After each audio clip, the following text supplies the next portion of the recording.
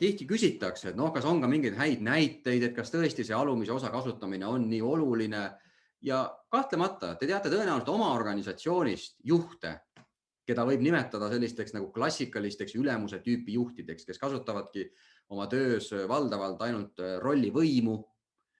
Nad on kõrgemal positsioonil, mis annab neile rohkem õigust, rohkem võib-olla nõudmiseks õigust, rohkem küsimiseks õigust, rohkem korralduste jagamiseks, aga samal ajal teab ka kogu maja võib-olla, et erilist usaldust, erilist koostööd selles osakonnas ei ole.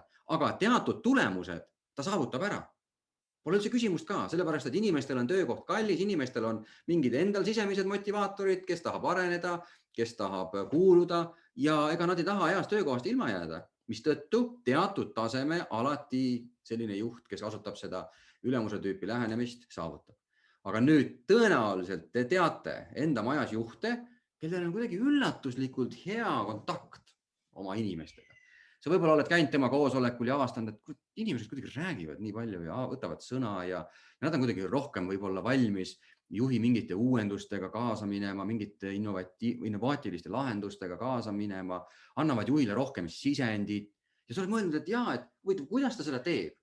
Et kuidas nagu on õnnestunud leida sellised toredad motiveeritud inimesed, aga lähemal vaatlusel võib avastada, et tegelikult see juht B võib kasutada vähemalt mingil määral natukene teistsuguseid juhtimisvõtteid.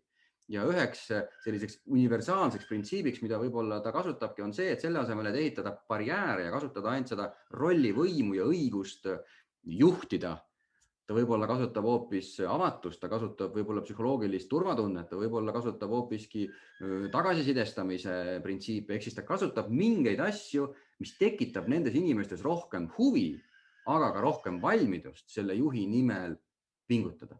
Ja on terve hulk erinevaid uuringuid viimastel aastatel tehtud, kus ilmselgelt on näha, et väga-väga edukad meeskonnad, väga edukad organisatsioonid, tegelikult nende toimimise alused on viimase paarikümne aastaga kardinaalselt muutunud. Väga hea raamat, mis siin hiljuti eelmine aasta välja tuli, on näiteks $1 Trillion Coach, räägib siis tehnoloogiaettevõtete coach imisest ja sellest, kuidas moodi tegelikult on proovitud ka minna nii radikaalseks, et juhtimisest loobuda, sellepärast et kui sul on väga pühendunud ja motiveeritud töötajad, siis justkui juhte ei olegi vaja. Aga näiteks Google'i näite puhul avastati, et ühel hetkel töötajad hakkasid ise ütlema, et tegelikult toetavaid, motiveerivaid, kaasavaid, inspireerivaid juhte on vaja ja nad hea meelega töötavad selliste juhtide hüvanguks.